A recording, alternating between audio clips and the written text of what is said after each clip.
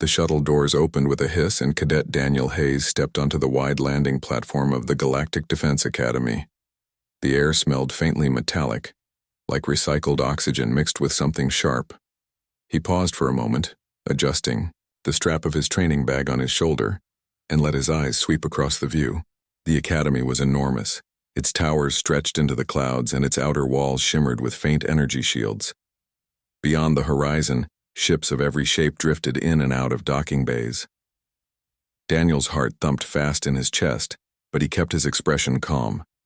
This was the moment he had worked for, the moment that would test if all the years of hard training on Earth had been enough to stand among the best cadets in the galaxy. All around him, recruits from dozens of alien worlds were disembarking.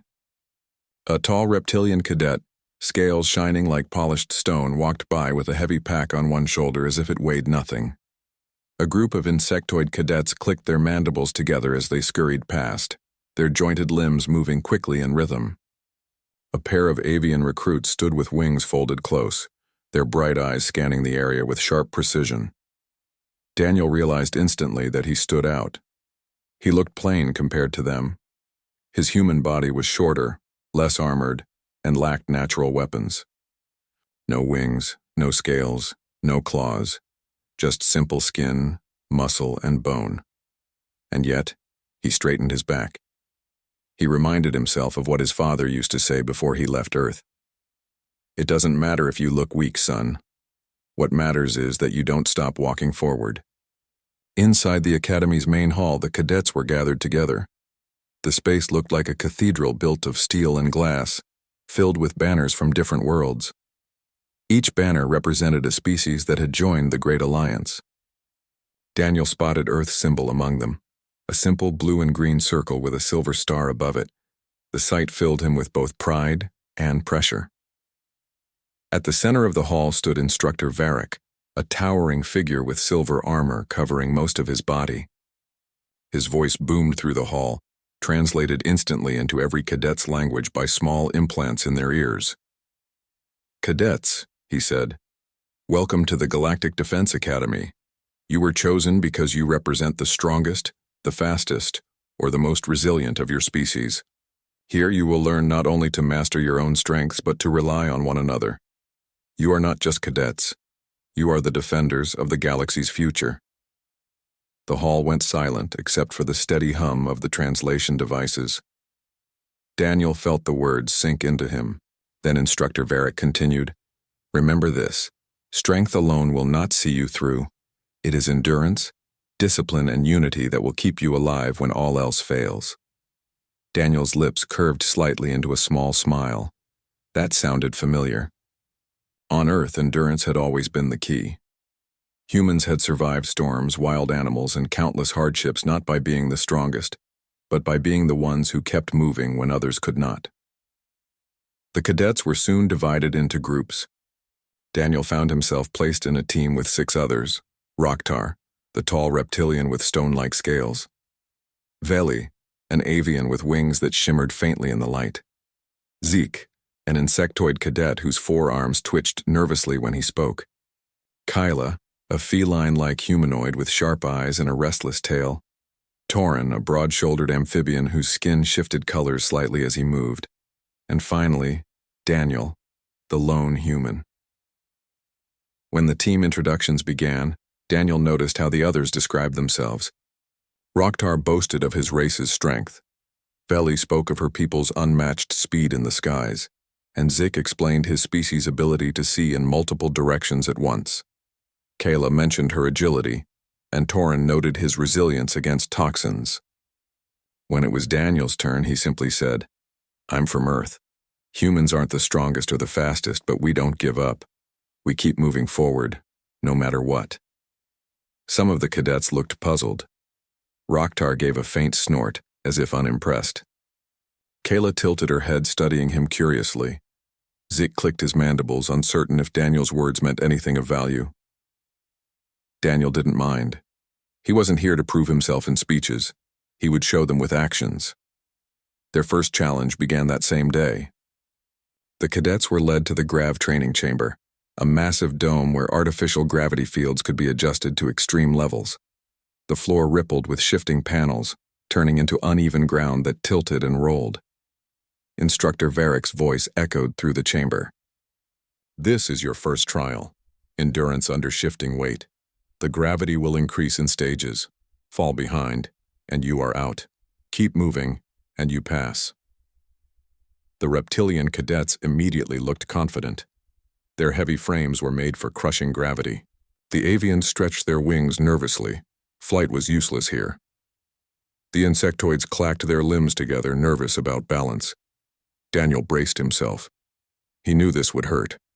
Humans weren't designed for high gravity. But he remembered something his grandfather once told him during a long hike back on Earth.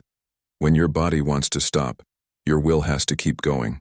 One step at a time. The signal blared. The floor tilted. Gravity pressed down like an invisible hand. At first, everyone managed well. Roktar strode forward with ease. Veli struggled but used her wings to balance. Zik's many legs helped him scuttle over the uneven floor. Kayla moved gracefully, her feline steps adapting quickly. Torrin lumbered slowly but steadily. Daniel walked. He did not try to sprint or leap. He placed each step firmly, breathing steadily, his eyes fixed forward. The gravity increased again. Some cadets stumbled. Zeke slipped and barely caught himself with his claws. Veli's wings trembled, unable to help her much. Roktar still looked strong, but his steps slowed slightly. Daniel's legs burned. His chest ached as if a weight pressed against it, but he kept moving. One step, then another. He didn't care how much it hurt. He would not stop. The gravity rose again. Now, even Roktar grunted with effort. Veli fell to her knees, wings dragging against the floor. Zeke's legs shook, and Kyla hissed as she nearly slipped. Torrin groaned but managed to keep moving, and Daniel, sweat dripping down his face, still walked. His movements were slow but steady. His eyes stayed locked forward. When the trial ended, only a handful of cadets were still upright. Daniel was among them. Instructor Varick watched closely. His sharp eyes lingered on the human longer than on the others. He made no comment, but Daniel noticed the faintest flicker of curiosity in his gaze. That evening, as the cadets returned to their quarters, whispers had already begun. "Did you see the human?" one voice muttered. "He's weaker than us, but he didn't fall," another replied. "He just kept walking," a third voice said quietly, almost in awe. Daniel heard them, but he didn't react. He sat quietly on his bunk, cleaned his boots, and let his breathing slow. He wasn't here for glory. He was here to prove, to himself and to the galaxy, that humans had a place among the stars. As he lay down, exhaustion pulling at his body, Daniel thought of Earth again. He thought of the storms, the mountains, the long history of struggle and survival. He whispered softly to himself, "We keep walking. That's who we are." And with that, the human cadet drifted into sleep, ready for whatever tomorrow would bring. The morning began with the sound of the academy bell. Its deep tone echoed through the wide metal corridors, pulling cadets from their bunks. Daniel Hayes opened his eyes, feeling the stiffness in his muscles from the gravity test the day before. His body ached all over, but he had learned long ago that pain was a companion, not an enemy. He sat up, rubbed his shoulders, and quietly pulled on his uniform. The others in his unit were already moving. Roktar stretched his massive arms, his scales clicking faintly as they shifted. Veli combed her feathers with careful strokes, checking for damage. Zik polished the edges of his claws nervously, while Kayla's tail flicked back and forth in restless energy. Torrin groaned and yawned, his broad frame moving slowly as if waking from deep water. Daniel kept silent, simply fastening his boots and standing ready. He didn't speak much in the mornings. He preferred action over words. The cadets were marched to the simulation grounds, a vast open field enclosed under a transparent dome. Beyond the dome stretched the sky of the Academy's world, a pale blue horizon with twin suns casting long shadows. Inside, the field shifted and reformed, controlled by machines buried under the ground. Today the surface looked rough, scattered with rocky terrain, low ridges, and tall pillars of metal. Instructor Varric stood waiting at the center, his silver armor gleaming. His deep voice rolled across the field. Cadets, yesterday you were tested against gravity. Today you will be tested against pressure, mental and physical. You will face the endurance run. It is not speed that matters here, but persistence. Complete the course and you pass. Quit and you fail. The cadets exchanged glances. Some looked nervous, others excited. Rocktar's reptilian eyes gleamed with pride. Clearly he believed his strength would carry him through. Veli's feathers shifted uneasily. She was built for flight, not running. Zik tapped his claws against the ground anxiously. Kayla crouched low, eager to spring forward, while Torrin simply took a deep breath. Daniel studied the course ahead. The ground looked unstable, and the shifting panels promised traps. He could already imagine the weight of the challenge pressing on his body. But he did not fear it. On Earth, humans had always survived long distances. Hunters once chased prey across plains for days until the animals collapsed from exhaustion. That instinct lived inside him still. The signal blared, the ground trembled, and the cadets surged forward. Rocktar charged ahead, his heavy body pounding against the rocky terrain. Kayla leapt from stone to stone, moving with feline grace. Veli tried to sprint, her wings spread for balance, though the ground slowed her steps. Zik scrambled quickly, all four arms working to keep him balanced as he ran. Torrin lumbered behind, steady but slow. Daniel began at a simple jog. He did not chase the front runners. He kept his pace steady, his breathing measured. One step at a time, always forward. The first obstacle appeared quickly. The ground opened into a wide pit. Metal platforms rose and fell in shifting patterns, forming a moving bridge. Rocktar roared and leapt across, his legs carrying him in long, powerful strides. Kayla darted after him, her body twisting midair to land with perfect balance. Zik hesitated, his many legs twitching as he searched for the right rhythm. Veli launched herself with a flap of her wings, barely clearing the gap. Torrin groaned but managed to push his bulk onto the nearest platform, clinging with wide hands as he pulled himself forward. Daniel arrived at the edge. He did not pause. He watched the rhythm for only a moment, then stepped forward, his legs burning as he pushed off each rising platform. His movements were not elegant like Kayla's nor powerful like Rocktar's, but they were steady. His foot almost slipped once, but he tightened his grip and kept going until he reached the other side. His heart hammered in his chest, but he forced his breathing to calm. The race had only just begun. The second obstacle came. Pillars of spinning metal rose from the ground, each covered with blunt edges that could knock a cadet off balance. Rocktar smashed through them with brute force, his scales protecting him. Kayla danced between them, swift and flexible.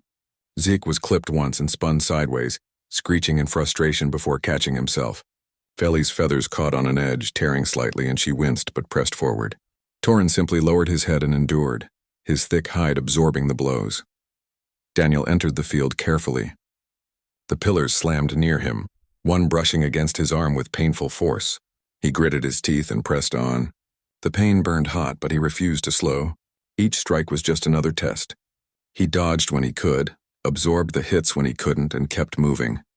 When he emerged, sweat soaked his shirt, but he still walked forward. The course stretched on. The obstacles grew harder. Walls of shifting stone to climb, pools of sticky mud to cross, tunnels that narrowed until even Veli struggled to squeeze through. One by one, cadets began to falter. Zik fell during the climbing wall, his limbs unable to grip the smooth surface. He hissed in frustration, but the medics pulled him away. Veli slowed badly in the tunnels, her wings scraping painfully against the walls.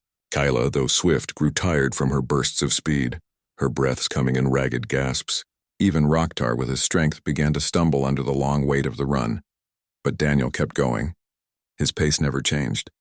His legs ached, his chest burned, and every muscle screamed at him to stop, but he did not. He thought of Earth, of ancestors who had run across plains without rest, who had carried wood through snow, who had marched through deserts with nothing but determination. He thought of his father's words, "Don't stop walking, one step, another, another." Finally, the end of the course came into view, a steep hill of jagged stone. At the top stood Instructor Varric, arms folded. Rocktar roared, forcing his way up, claws digging deep into the stone. Kayla leapt and scrambled, though her strength was fading. Torrin climbed slowly, muscles trembling. Veli struggled badly, her wings dragging her down. Daniel reached the base. His legs shook. His lungs burned like fire. But he began to climb. One hand, one foot, then another. The stone tore at his skin, leaving shallow cuts, but he ignored the sting. His body begged him to stop, yet his mind refused.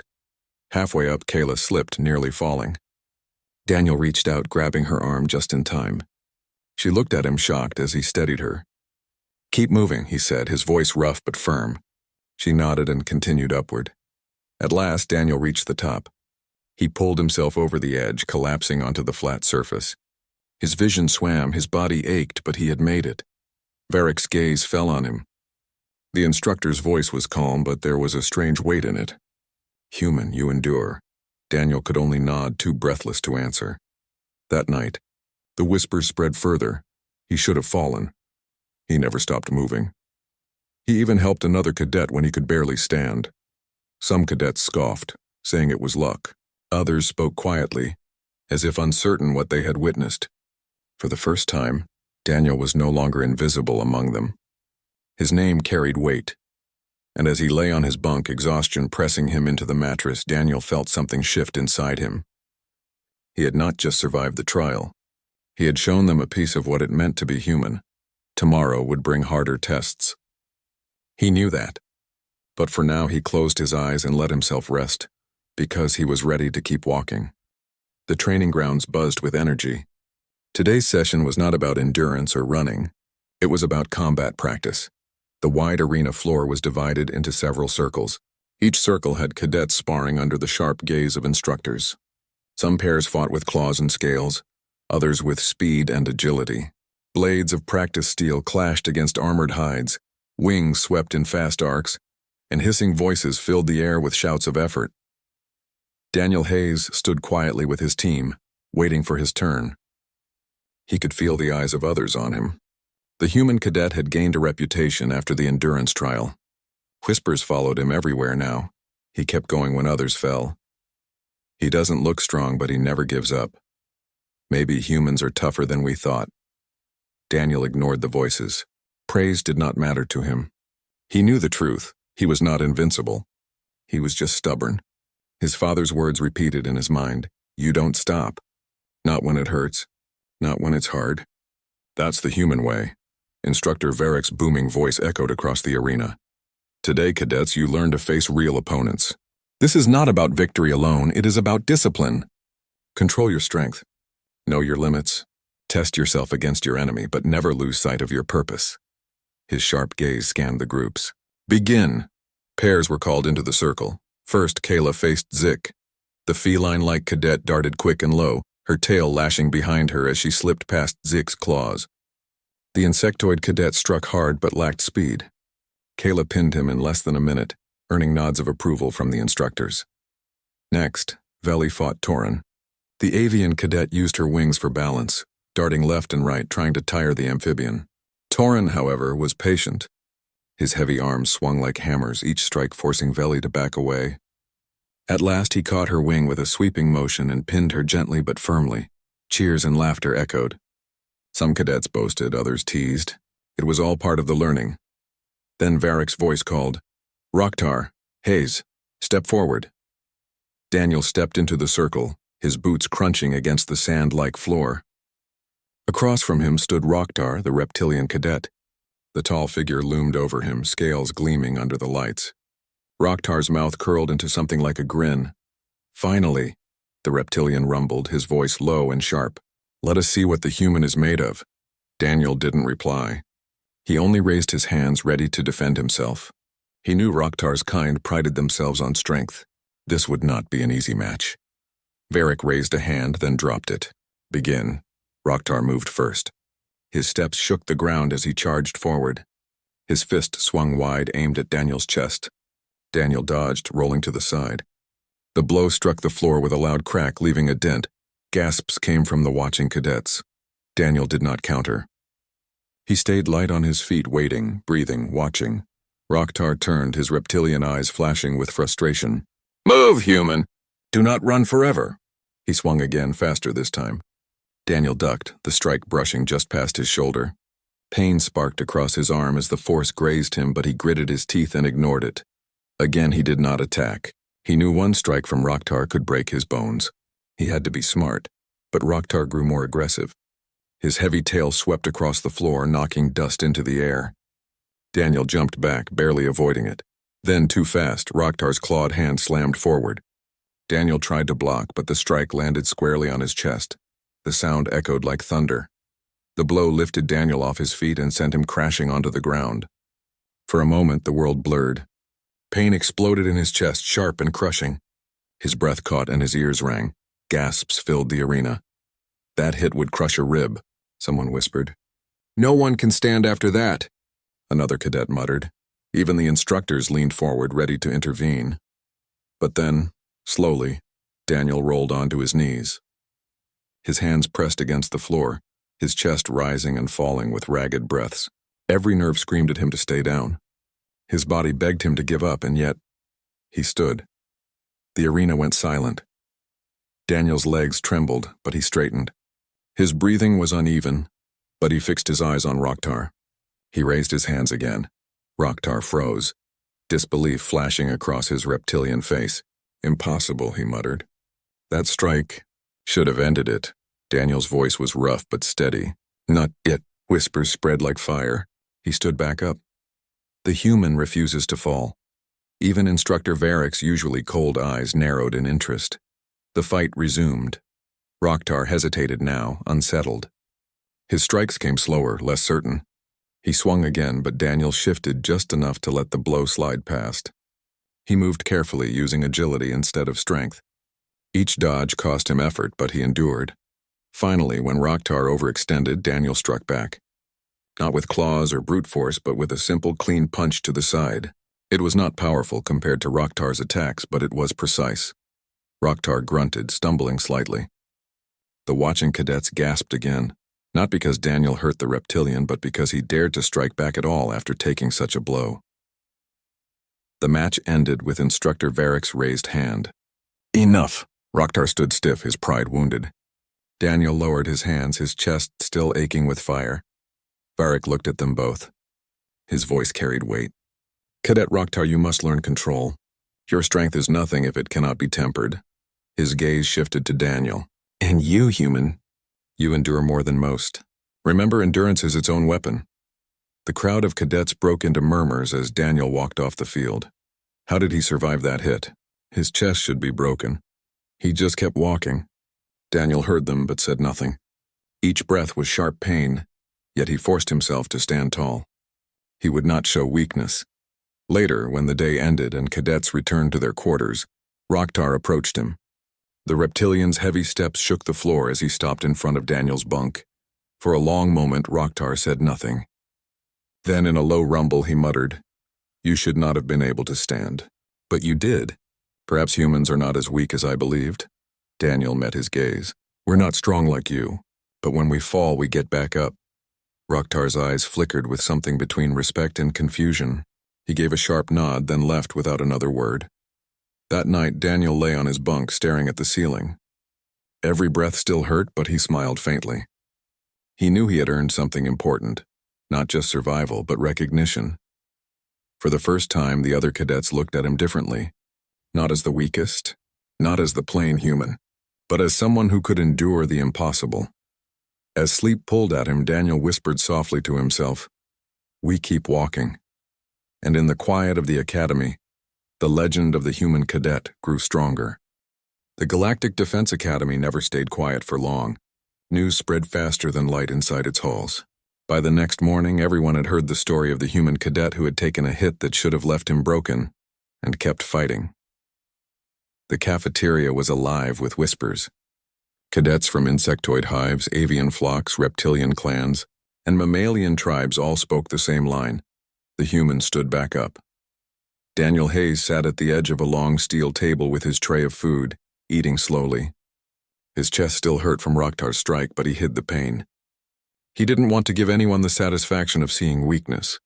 Across the room, he could feel dozens of eyes on him. Some watched with curiosity, others with unease. A few stared with open respect, though many still doubted. Kayla, the feline-like cadet, sat beside him, her tail flicking back and forth. "You know," she said softly, Most of them don't know what to make of you. They saw you stand when you shouldn't have. That scares them. Daniel glanced at her. Scares them? She gave a small, sharp smile. Strength, they understand. Speed, they respect. But endurance, standing after a strike like that unsettles them. They start asking questions they don't like the answers to. Daniel returned his gaze to his food. He didn't argue. Kayla wasn't wrong. Later that day, the cadets gathered in the lecture hall. Holographic images filled the air. Scenes of alien worlds, battles fought across the galaxy. Disasters that nearly destroyed entire colonies. Instructor Varric stood tall at the front. You have seen combat with each other. Now you must learn the history of your enemies. The galaxy is not safe. There are forces beyond these walls that test us daily. Pirates, raiders, hostile species. They will not show you mercy, and so you must learn why endurance matters. He gestured toward the images. There are battles where strength failed, where speed failed, but those who endured, those who refused to stop fighting, survived. That is the lesson you must learn. Daniel sat quietly in the back. For once, the lecture felt like it was aimed directly at him. After class, groups of cadets gathered in the courtyard. The tall trees swayed under the artificial sky, their leaves glowing faintly from biolights built into the Academy's ecosystem. Some cadets approached Daniel for the first time. A small avian recruit tilted his head and asked, "Is it true that your world has storms that last for days?" Daniel nodded. "Yes, we call them hurricanes. Winds strong enough to rip buildings apart, but people still rebuild afterward." Another cadet, an insectoid with thin, trembling antennae, leaned forward. "And predators? Your records say Earth had creatures that hunted you." Daniel's expression remained calm. "Yes, lions, wolves, bears, bigger, stronger, faster than us. But humans worked together. We endured long enough to outlast them." The group fell silent, their wide eyes reflecting something close to awe. From a distance, Roktar listened with his arms crossed. His pride still stung from the match, but even he could not deny what he had seen. As the days passed, Daniel noticed the change. Some cadets stepped aside for him in the hallways, not out of dislike, but out of a quiet caution. Others began to greet him, their tones respectful. A few even asked for advice, though Daniel rarely gave much.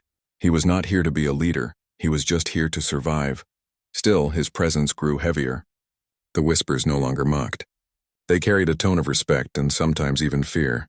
The human does not fall. He endures what others cannot. If he can survive that, what else is he capable of? One evening, Daniel sat alone on the training grounds. The arena was empty, the lights dimmed. He pressed a hand against his chest, feeling the dull ache of the bruise left by Roktar's strike. He thought of Earth again, his home. He remembered the long hikes through forests with his father, the stories of ancient explorers who crossed oceans, and the history lessons about soldiers who marched across continents with nothing but determination. Humans were never the strongest, his father had said once, pointing at a book filled with pictures of giant beasts. But we were the ones who kept walking when everything else stopped. Daniel closed his eyes. He felt that truth inside him now more than ever. The Academy soon announced a new test, the Unity Drill. This was not a solo challenge, but a team trial. Groups of cadets would be dropped into a simulated battlefield. Their goal, survive and complete the mission together. When Daniel's team gathered, Roktar, Kyla, Zik, Veli, Torin, and himself, there was tension in the air. They had seen each other's strengths, but also each other's limits. "We must be careful," Veli said, her wings folded tight. "The instructors will not go easy," Roktar grunted. "Then we show them we are not weak." His eyes flicked toward Daniel briefly, and for the first time there was no insult in his tone. Only acknowledgement. Daniel simply nodded. "We keep moving. Together." The simulation began. They found themselves in a ruined city, buildings half destroyed, smoke rising into the artificial sky. Distant sounds of gunfire echoed, though no real weapons were used, only energy markers that registered hits. Their mission? Reach the extraction point at the far end of the city while carrying a heavy supply crate. The crate was large and bulky, too heavy for one cadet alone.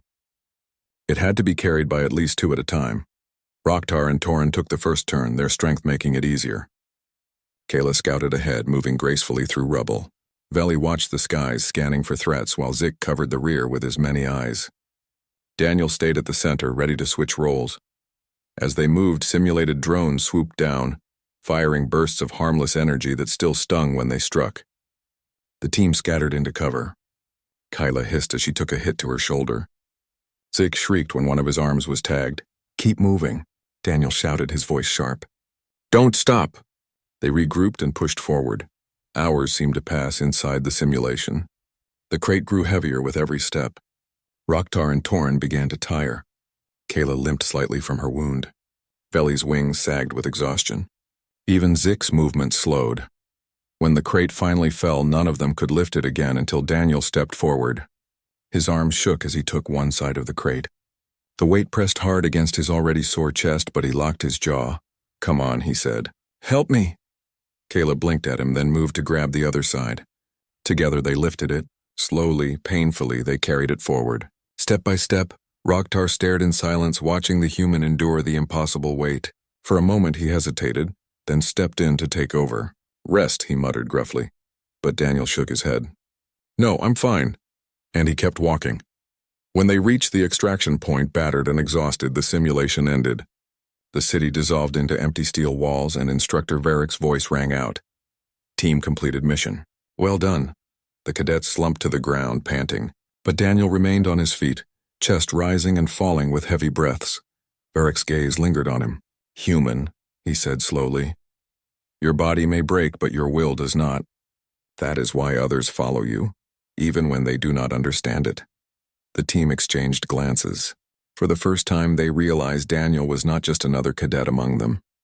He was becoming something more, an anchor, a reminder of what it meant to endure. That night, as Daniel lay in his bunk, he heard the whispers again. He carried the crate when no one else could. He kept walking even when he was hurt. He makes us believe we can endure too. Daniel closed his eyes, too tired to smile. He didn't want to be a legend. He only wanted to survive. But whether he liked it or not, the Academy was beginning to see humans in a new way. And the whispers of fear and respect grew louder in every corner of the galaxy's greatest school. The alarms came without warning. Red lights flashed across the Academy halls, accompanied by a sharp, urgent siren. The cadets leapt from their bunks, the usual calm of morning replaced by chaos. Instructor Varick's voice boomed through the loudspeakers. "Attention! Reactor malfunction in Sector 7. All cadets must evacuate immediately." "This is not a drill." Daniel Hayes snapped awake, his heart racing. He grabbed his gear and joined his team, who were already rushing toward the assembly points. The normally wide corridors were filled with smoke from the overheating reactor, and the air smelled faintly of burning circuits.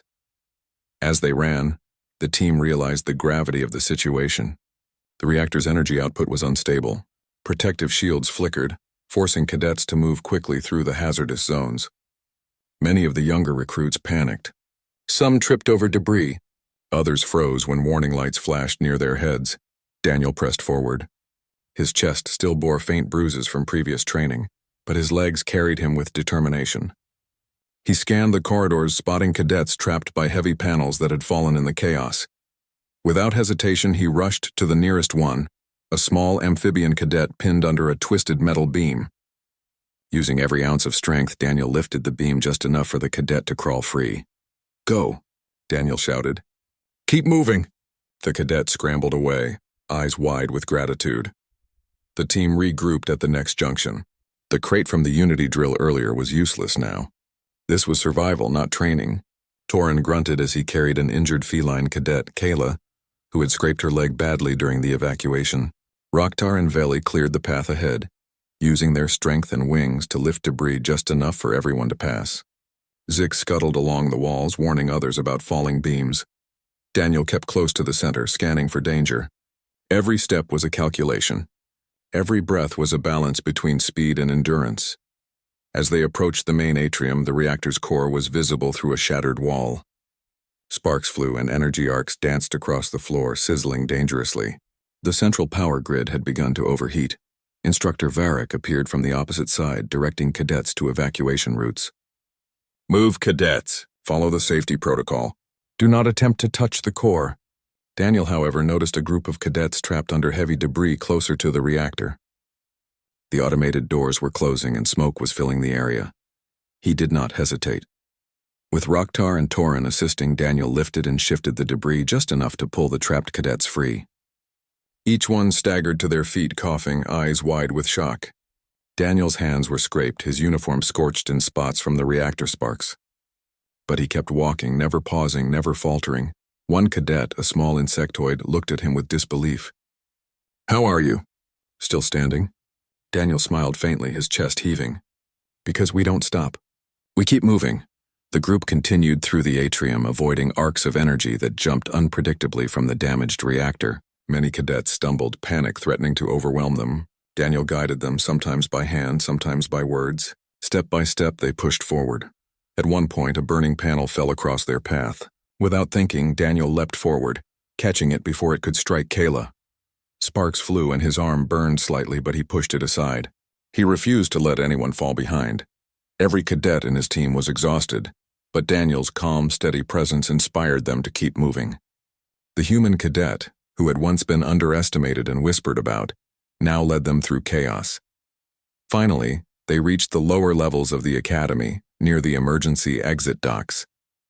The heat from the reactor was intense and smoke thickened around them. Many cadets were barely able to stand, their lungs burning with each breath. Daniel looked around. No one could be left behind. He saw another small group of cadets struggling near a blocked corridor. Without hesitation, he sprinted toward them, his legs moving despite every aching muscle screaming to stop. He reached the first cadet, a young avian girl, and lifted her onto his shoulders. Her wings flapped weakly, but she trusted him entirely. Another cadet grabbed his hand, and together they carried the girl forward. By the time they reached the docks, the evacuation ships were preparing to lift off. The instructors were already assisting some of the other cadets. Daniel helped the last few struggling cadets aboard. When he finally stepped onto the deck of the shuttle, he collapsed against the railing, breathing hard. His uniform was torn, his body bruised, and his chest burned from exertion. Yet he was still standing. Instructor Varric approached, his usual stern expression softened with a hint of approval. "Cadet Hayes," he said, "your endurance saved lives today. You carried those who could not carry themselves. You did not stop even when every part of you screamed to fall. This is the human way." Daniel nodded, too tired to speak. The shuttle lifted off, leaving the damaged academy behind. Outside, the sky of their world stretched wide, twin suns casting golden light over the horizon. Daniel watched the ruins below, feeling the weight of what had happened. The whispers among the cadets were louder now. He carried the injured. He faced the danger without fear. He kept walking, even when no one else could. Even Roktar, who had once doubted him, came forward. "You were incredible. I see now why they call humans resilient, not for strength but for will." Daniel only smiled faintly. "We just don't give up." Kayla rested a hand on his shoulder. "You've changed how everyone sees us, Daniel. Everyone, not just here but beyond. Humans, they'll respect us now. And fear us a little too." Daniel laughed softly, exhausted but relieved. "I'm not looking for respect. I just keep walking. That's all I've ever done." As the shuttle carried them away, the cadets realized something remarkable. Humans were not the fastest, not the strongest, not the most armored. Yet they survived. They endured. They led by example. By the time the academy was repaired and training resumed, Daniel's story had already become a legend. Instructors spoke of him during lectures. Cadets whispered his name as an example of endurance. The other species began to see humanity in a new light, not fragile or weak but unbreakable in spirit. That evening, Daniel stood alone on the shuttle's deck, looking out at the stars. He thought of Earth, his family, and the lessons of survival he had learned. He thought of the struggles he had endured to get here and the ones that still lay ahead. He whispered softly to himself, as he had so many times before, "We keep walking. No matter what. No matter how hard, no matter how many times we fall." And in that moment, Daniel Hayes knew something profound. Humans were small, but their will was immense. Humans could take hits that would hospitalize most, and still walk forward, and the galaxy would remember it.